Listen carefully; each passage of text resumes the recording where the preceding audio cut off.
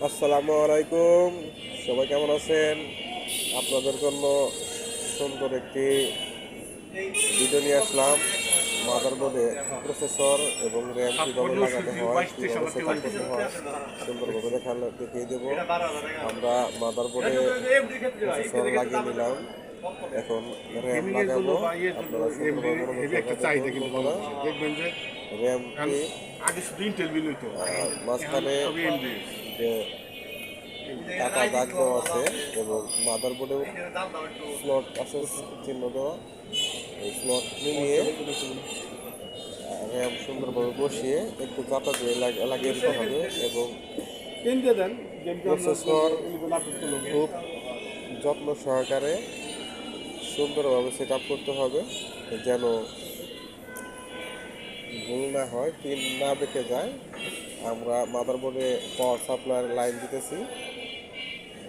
পাওয়ার সাপ্লাইয়ের যে কেবলগুলো আছে, কেবলের মাথায় সুন্দর করে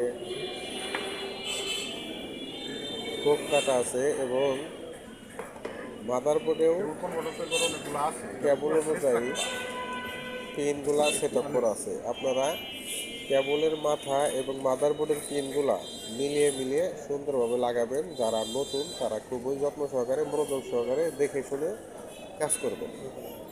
বিশেষ করে প্রসেসর লাগানোর ক্ষেত্রে খুবই সেন্সিটিভভাবে লাগাবেন।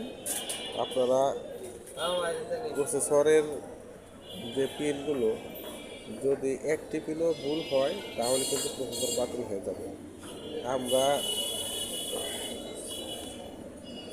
HDMI কনভার্টার লাগিয়ে নিচ্ছি আমাদের মনিটরে। HDMI পোর্ট না থাকার কারণে আমরা HDMI টু VGA এর কনভার্টারের মাধ্যমে আমরা মনিটরে লাইন দিতেছি। এখন আমরা পাওয়ার দিলাম, আমাদের মাদারবোর্ডটি রানিং হয়ে যাচ্ছে।